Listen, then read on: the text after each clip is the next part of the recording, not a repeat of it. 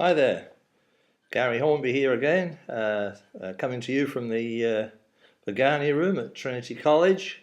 Still here, still enjoying life, still learning and working hard. So this will be the last update that I give you from here. So update you a little bit what I've been up to, and I've been checking up what you've been up to, and I'll suggest a few things as to what you might be looking at over the next few weeks. So yeah, good to talk with you again, and I continue to be quite relaxed here and loving my time here, so still on the sherry. Just eases the nerves on the video. Okay, right, so what have I been up to then? Work and play. Well, on the play side, I took Tracy's advice and discovered where the Eagle pub was to have lunch. I haven't eaten there yet, but the Eagle pub is where Watson and Crick, the people that discovered the nature of the DNA molecule, the double helix.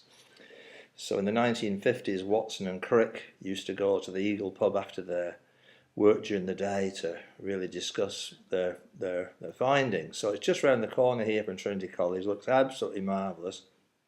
Been there for years and years, of course.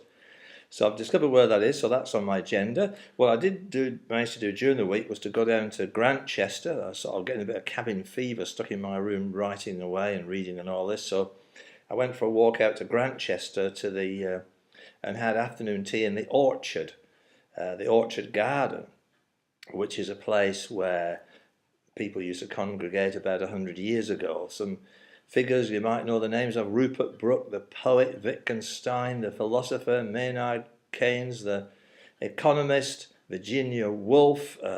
Who else have we got here? Bertrand Russell, unbelievable. E.M. Forster. And so it was really fantastic just to see the tea house that they used to use for tea, and to be in the same sort of area and to enjoy it when all the students were cavorting down by the Cam River, because it was the last week of term, which I discovered last night was the last night. Of course, the Friday was they were all having parties, so they were up during the night, and I could hear noise just about all through the night. The students partying. However, anyway, so that was really good to see a little bit more of Cambridge. Next week I'm meeting with colleagues from the education faculty to do with inclusive education and special education and parental involvement, so that'll be useful. And then the week after, I've got a lunch booked in with Simon Baron-Cohen, who you might know. Simon Baron-Cohen is the director of the Autism Research Centre here at Cambridge, and they just came up with some new research. It was reported on the BBC News, not the sort of coverage that I ever get, that they've actually found that autistic kids have higher levels of certain hormones prenatally. So they think they may be finding more of a link to hormonal differences and causes for autism than genetic ones. So that was quite interesting. So Simon Baron-Cohen was interviewed on the TV there. So I'm looking forward to catching up with him and having lunch with him in just over a week's time. And of course, he's very famous for all of his work on the theory of mind and other aspects of autism. But of course, he's even more famous for having a cousin, Sacha Baron-Cohen, who played Borat and Ali G and Bruno in the various films. So quite interesting, and they both look very similar, so that should be quite interesting. So that's on the work side. I've been working away. I finished the article on inclusive special education from my new book, which should be out in November. The article might be out a little bit later, but I can make it available to you guys. I still want to go over it. I'm running it off on Monday up at the Faculty of Education, and I want to go over it and add a little bit to it yet. But it's actually a new look at special education and inclusive education, how we can combine the two and come up with a new vision that hopefully everyone can subscribe to, and that will sort of take the field forward. That's my idea anyway. So I've got the draft of that. I'm nearly finished the draft of my article on bullying, which I think I talked to you at the start of the year, the block course. Several people gave me some good ideas on bullying. I presented a paper at the bullying conference, the No to Bullying conference at Service Paradise a few weeks ago, and I'm now writing it up as it was actually very well received, and a lot of people attended, and sort of seems like I've got a bit of a different focus. Could be quite useful using an ecological model based on Bronfenbrenner. So I'm writing that up for an article, and hopefully about 85%, 90% through that. So hope to finish it by the end of tomorrow, the end of Sunday. So there we are. That's what I've been up to, more or less. I've ventured into the bookshops, huge bookshops here in Cambridge, Waterstones and Heifers, absolutely huge places, different levels. And so, of course, I went to find the education section, special education section, psychology and all that. Have a look what they've got. And one thing of interest I came across was Covey's new book, which is on the 8th habit, because he has the 7 Habits of Highly Effective People. Has been around for about 20 years, so which I think is an excellent book, and we should all bear that in mind, particularly when you're doing a stressful course like you guys are. Sharpening the saw and actually making priorities. You just can't do everything in life. You have to prioritize. Now, you will definitely, I think that'll ring a bell with quite a lot of you. But the 8th habit, the 8th habit is finding out or clarifying what your voice is, what you've really got to say, what contribution you want to make. And so finding your voice and helping others find their voices. So that's the 8th habit of highly effective people. So I'm really going to try and work hard on that, because I think it makes a lot of sense. We're all passionate about what we do, and we need to tell others what we do, tell others what our vision is. We need to support others in developing their own passion and their own voices. So there we are. That's my thing for the week. Where are we here? Right. Okay. So now, back to business then. Checking up on the website, I noticed that 18 people have now done the revised quiz. The old quiz had only 10 questions. All the quizzes now have 20 questions, a little bit more detailed. And those 18 people have done that, so I think those people have hopefully got some guidance on what areas they know about and what they don't, and are starting to look through the various domains and select what they can do. This last week, you were supposed to be selecting 2 out of the 10 different interventions to deal with learning difficulties. Just so much material there. This coming week, there's I think 7 different interventions to deal with behavioural difficulties, but even those have lots of material there as well. So there's actually more than 7 interventions. There's 7 different chapters within that book, and some of them have got several interventions in them. So again, it's a huge amount of material. You can't possibly cover it all. You have to select, you have to choose, and the activity that goes with that acknowledges that. I think choosing just one of those behavioural interventions to talk about, write a post about, or write something for your portfolio about, and to say just exactly what the intervention involves, and also how you will implement it in your work as an RTLB or classroom teacher or whatever role you'll have in the future.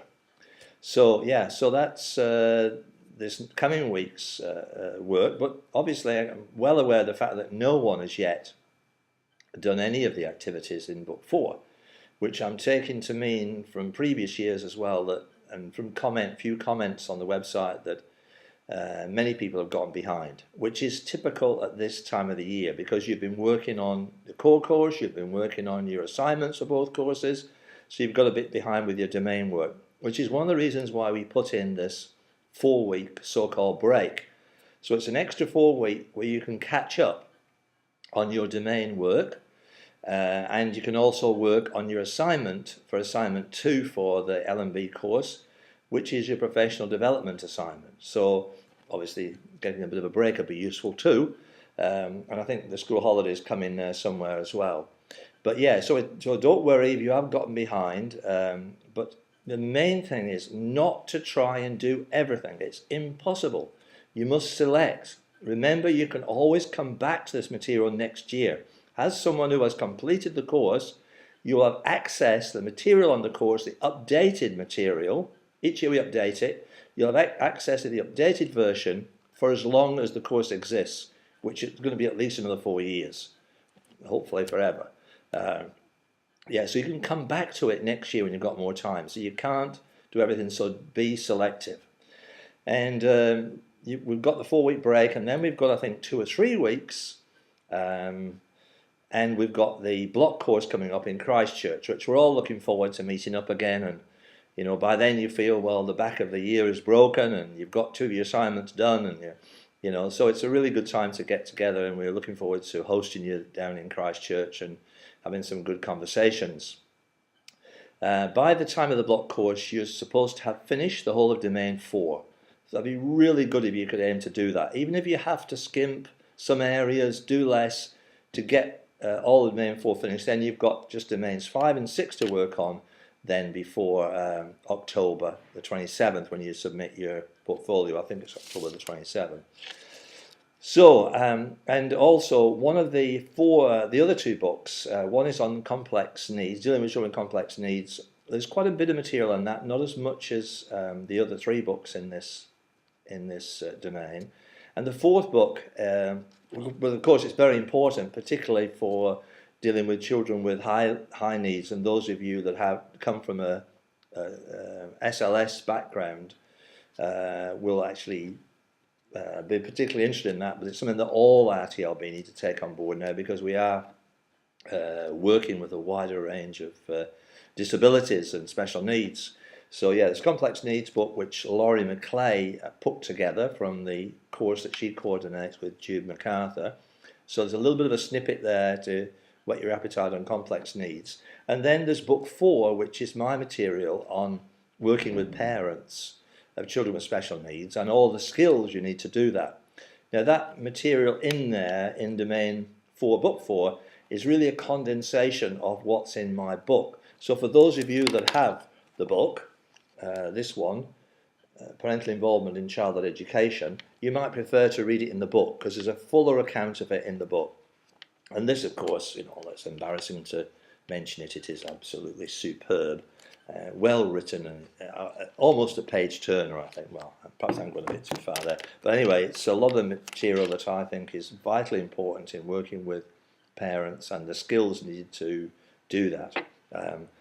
Hopefully by November, my new book will be out. Will be on inclusive special education, and I think that will be available for you for next year. It's published by Springer again, and we're sort of going through the process now of expecting the proofs in a couple of weeks and fiddling with this and that and correcting all my typos, etc., etc. Yeah, so I'm looking forward to that coming out. So you'll see that later in the year, and I'll talk about it a little bit at the block course. But back to the parent side of things. Last year we did things a little bit differently in the session I did on parents.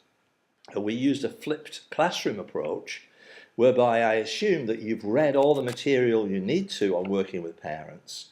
You've thought about it, you've come up with some scenarios that you'd like to be discussed within that session. And this worked extremely well, I thought. People thought it went down well. So what I'm asking you to do again this year, well, asking this year's cohort to do like last year's did, is to send me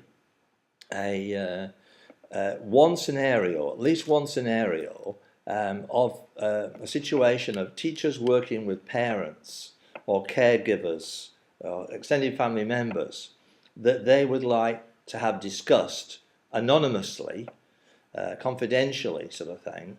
So no names involved, no identifying information, but so if you want this discussed in the session with us, so if you send them to me, email them to me beforehand, I'll actually go through them and we'll get to as many as we can. If I don't have enough, I'll just use some scenarios from last year. We've got some really good discussions going, and I think it's better use of our time for you to read the material on working with parents in the book, in my book, or in the book 4 of Domain 4 before coming to the session, and then you know, we'll actually discuss the practical application of what's in there to working with parents during the session. Okay, so that's it. Now I've forgotten something else as well, which is your assignment that's to be due in excuse me, that definitely helps. The assignment due in on the August the 5th, the professional development assignment. Some people have been asking about if there's any examples of previous assignments that they could look at. So Marcia has actually gone through and identified some ones that she thought, I think about 4 that would be particularly useful for you to look at. And so what she's doing, she's emailed the students, this is the second year students now, to ask it for permission to put their professional development assignments up on the website. We're always a little bit nervous about doing that. The main reason is some of these, like your literature reviews, some of these are absolutely out of this world, and not everybody has the time or whatever to actually achieve that level. We're not expecting everybody to get A triple pluses, but it is good to see these things and to see the kind of things that can be done. But we know you're all very busy with your jobs, your families, so we don't expect everybody to produce something absolutely outstanding, and we will try and show you examples of professional development assignments, obviously, that are from, good. I think the ones that Marcia's identified got 30 out of 40 through to 39 out of 40 or something like that. So they're all really, really good, and some are just absolutely out of this world. So bear that in mind when you do look at them. Don't feel too overwhelmed by what you see. You can't always produce that kind of work, but it just gives you an idea of what previous people have done. So those will be on hopefully by the end of this next week before you go into the break. Now, what else have I forgotten? Yeah, I think that's more or less it. Just really the fact there'll be no more updates now until after the block course. So this will be the last one. Obviously, staff are still available during this 4-week break in July, and we're certainly available before that break. So in the next sort of week or 10 days or so, we're certainly available here for you to email us. And you can email us anytime. If you get really, really stuck, please email me or Marcia or any of the members of the team. At this stage, Marcia and I are supposed to be looking after the website and dealing with most queries, because Alison and Wendy did it for the first half of the year. So try us first, and if for some reason we don't get back to you, then you could always try Wendy or Alison, and if it's particularly in their areas, you might want to email them. But we've put aside this month's break because it's the only time really that the staff get a chance to pay attention to their own research and writing, because at the end of the year we start looking to how we're revising the course to go for next year, and then of course we start up middle of February, and this next year we're looking to semesterize. So well, certainly semesterize the year 1 courses, the core course, and the endorsement, specific endorsement courses like this one, the L&B. So it's going to be work again over the summer. So the only time we really get a chance to do a bit of writing research is over this month in July. So as I say, if you can have discussions with each other in the discussion forums and sort things out, that would be great. But if you get stuck, we'd much rather you contacted us, and we'll answer things as quickly as we can. So I think I've covered everything. Marcia will look at this and then correct me where I'm wrong, of course, or add other things that I've forgotten to say. But I think I've covered most things, and I've really enjoyed talking to you from the Vagani room, and on the door on the way in, the clock tower outside, I noticed a date of 1377. I mean, it just blows you away, doesn't it? Because this was the parlour of the King's Hall, even before it became Trinity College, University of Cambridge. So 1377, how many years ago is that? It is over 600 years. It's just unbelievable. And anyway, it does creak a bit. And while I was in here the other day, a bit of plaster fell off the wall. So I thought, oh, it's gradually falling apart. But anyway, I'm still enjoying my time here, still working hard, and still got you in mind. And as I say, the work I do on bullying, I am going to put it on the website later in the year, because it's something that we don't have enough on the website. It is such an important issue. So you will be seeing the products of some of my labours later in the year. I'll definitely put a chapter on bullying. Anyway, it's been great to talk with you again, and I'm looking forward to see you all. And I know that Marcia and Wendy and Alison, looking forward to seeing you all at the August block course, and we're getting preparations for that finalized right now. So anyway, enjoy yourselves, work hard, learn a lot. Remember, you can't do everything. Look at Stephen Covey. Yeah, you must select, you must enjoy what you do, develop your own passions, but don't feel that you have to do everything. It's impossible. And far better that you do a fewer things and do them as well as you can do in the time you have available, and enjoy what you're doing. So looking forward to seeing you in August, and maybe hearing from you, seeing some of you post answers to activities on the website, more of you doing the quiz. Looking forward to seeing some of your questions on the discussion forum. So go well, and right, we'll see you in August. Good health.